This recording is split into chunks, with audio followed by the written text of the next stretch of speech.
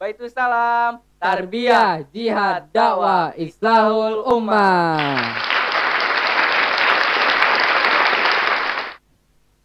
Assalamualaikum warahmatullahi wabarakatuh. Perkenalkan, nama saya MS Fikri Fauzan, kelas 11 MIPA dari SMA IT Baitus Salam. Dan ini ada teman saya. Nama saya Muhammad Haddad Akila Rozak, kelas 12 IPA asal SMA IT Baitus Salam.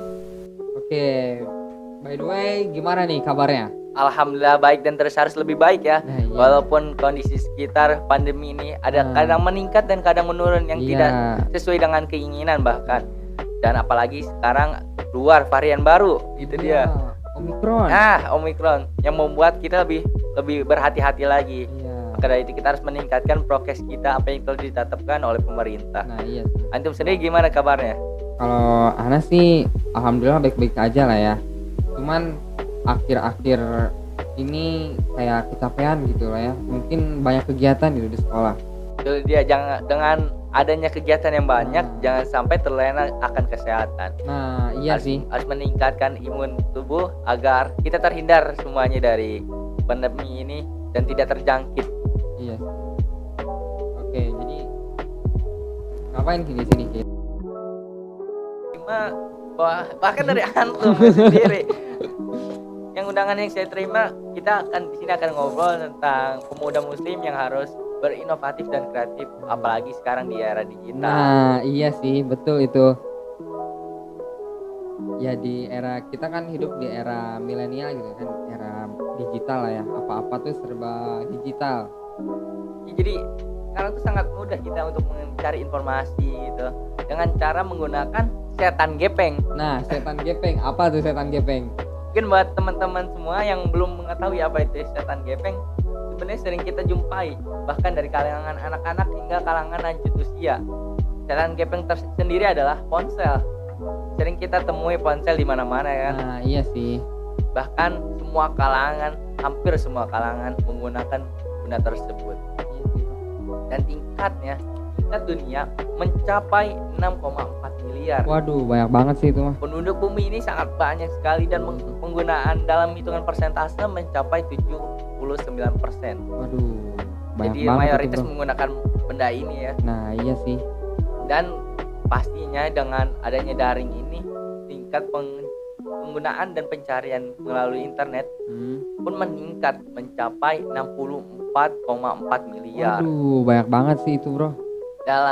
Dalam hitungan persentase mencapai 73%, yang membuat kita lebih banyak menggunakan internet ini. Banyak banget sih itu mah, Bro. Dan dari namanya saja sudah setan gepeng. Iya sih, kita jadi kayak suka terlena gitu ya kan. Itu dia.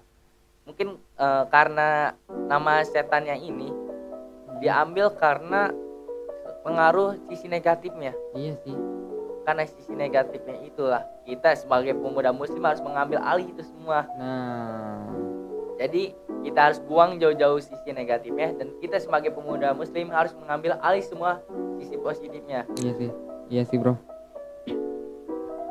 Apalagi kan kayak si setan gepeng ini tuh hampir menemani kita ya tiap hari gitu. Itu dia. Tapi kan pasti ada sisi positifnya juga ya bro. Pasti ada. Pasti. Dan kita tahu sendiri lah ya sisi positifnya sesuai pemakaian kita lah ya. Itu dia. Dan ya kita juga sekarang kan jadi pemuda di era milenial gitu ya kan. Jadi kita tuh harus jadi generasi milenial yang hebat gitu. Dan Ana ada beberapa caranya nih bro. Cara untuk apa nih? Buat jadi generasi milenial yang hebat. Wih, apalagi buat sekarang nih yang apa-apa serba daring nih harus mengetahui ini semua. Iya sih. Karena bahkan sampai kalangan TK saja masih ada yang beberapa sekolah yang menggunakan sistem daring. Tingkat TK loh. Waduh.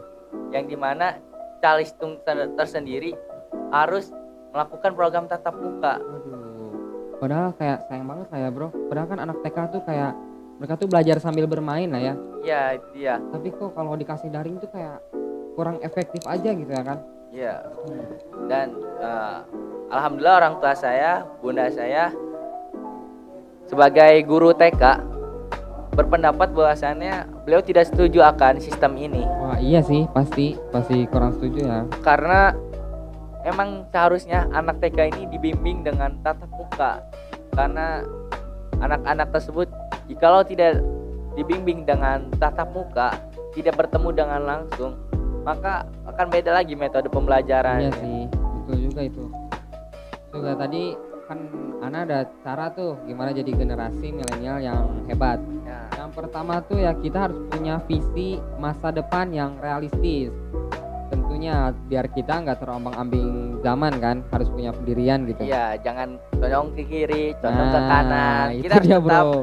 dalam pendirian kita. Iya sih. Terus juga kita harus kaya akan ide yang inovatif. Jadi kita harus menuangkan ide-ide kita lah ya, siapa tahu kan bermanfaat juga gitu buat orang banyak. Khairun nas Anfa'uhum linnas. Nah, itu dia, bro. Terus juga yang keempat, kita bisa pintar kelola keuangan. Nah, jadi kita harus pintar nih dalam mengelola keuangan. Kalau buat pelajar kayak kita sih lebih ke nabung, terus merinci pengeluaran, serta perencanaan finansial, karena mungkin ini akan berguna bagi masa depan kita ya. Dan kita juga bisa memanage uang, kayak misalkan kita jadi wirausahawan gitu dari sejak dini.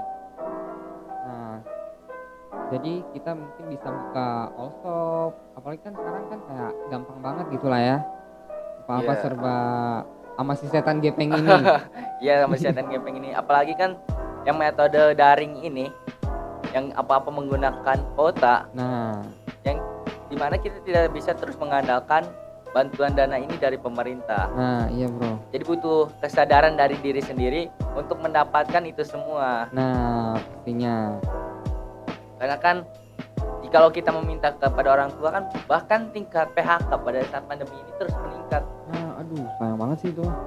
Itu dia yang membuat para pelajar harus lebih sadar diri akan ini semua. Iya. Dan ada beberapa cara untuk pemuda lebih berinovatif dan kreatif di era Gimana tuh, digital ini dengan menggunakan sistem digital marketing. Waduh, apa tuh bro sistem digital marketing? Jadi digital marketing adalah memasarkan suatu produk ataupun merek kepada konsumen dengan melakukan metode digital. Nah, itu dia. Dengan sistem digital ini dengan mempermudah kita antara penjual dengan konsumen secara cepat, tepat, dan lebih mendalami sehingga menjadi satu hal yang pribadi lagi. Oh, iya. Sehingga jadi antara penjual dan pembeli ini bisa berkelanjutan terus dan menerus. Nah, mantap sih itu mah bro. Jadi, Bahkan saya bisa mengambil kutipan dari salah satu menteri perindustrian, Airlangga Hartarto, bahwasannya Indonesia membutuhkan 4 juta wirausaha untuk mendorong terus tingkat ekonomi di Indonesia. waduh, banyak banget itu mah bro. Maka dari itu Indonesia terus meningkatkan produktivitas wirausaha dari yang kecil hingga menengah untuk terus ditingkatkan lagi sekaligus di era digital ini agar menjadi lebih produktif. Iya, itu iya juga sih. Dan sebagai pemuda kita harus mengubah mindset kita, itu yang pertama. Pola pikir kita sebagai pemuda. Nah, iya tuh bro. Soalnya kan sekarang tuh kalau apa-apa tuh kayak takut gagal. Nah, itu dia. Takut gagal ya, padahal belum ngapa-ngapain gitu. Udah takut gagal aja gitu. Itu dia yang sangat dikhawatirkan bagi para digital marketing ataupun wirausahawan untuk saat ini ya. Ataupun sebelum-sebelumnya pasti sudah ada beberapa yang ingin terjun ke wirausaha tapi semuanya gagal karena pemikiran mereka yang dari awal aja udah salah gitu. Waduh, sayang banget sih itu mah bro. Kebanyakan dari mereka hanya ingin sesuatu hal instan gitu. Iya. Tidak ingin melihat dari prosesnya. Karena sesuatu yang instan saja, yang berlabel instan masih melakukan proses seperti halnya mie instan. Nah, mie instan. Jadi kita bisa belajar lah ya dari mie instan itu. Ya, kita dapat mengambil pelajaran dari mie instan bahwasannya segala sesuatu yang instan saja masih melakukan proses. Jadi tidak ada yang semua yang langsung bim selabim. Ada langsung gitu kan. Karena kita bukan hidup di dunia sihir ya. Iya, betul itu bro. Kita hidup di dunia yang benar-benar real gitu kan. Iya, itu dia. Memakai logika. Memakai logika. Iya. Dan kita juga sebenarnya harus percaya diri gitu ya kan dalam mengambil resiko, jangan takut gagal gitu ya. Soalnya terkadang tuh kegagalan tuh bisa menciptakan kekuatan, kesigapan dan mendorong sebuah introspeksi untuk menjadi lebih baik di masa depan yang akan datang. Itu dia. Jadi buat kalian semua para pemuda muslim itu harus mencontohkan hal yang lebih baik, jangan sampai kita terjerumus ke hal yang negatif. Iya. Soalnya setiap hal tuh pasti ada positifnya. Positif dan pula negatif. Nah, terus juga kita harus berani membuka pikiran untuk wawasan baru kita ya, bro. Dia. Jangan ngendep di zona nyaman. Kita harus out of the box. Nah, out of the box. Soalnya kalau kita terlalu di zona nyaman tuh kayak ya nggak ada, kurang kemajuan lah ya. Jadi nggak ada kemajuan, itu dan itu terus. Nah, itu bro. Itu yang harus kita ubah pola pikir para pemuda untuk lebih baik lagi ke depannya. Iya sih. Soalnya kita kan sebagai generasi bangsa gitu ya kan. Dan kita bisa lihat dari ini, kita bisa mengambil pelajaran. Nah, iya tuh bro. Ya.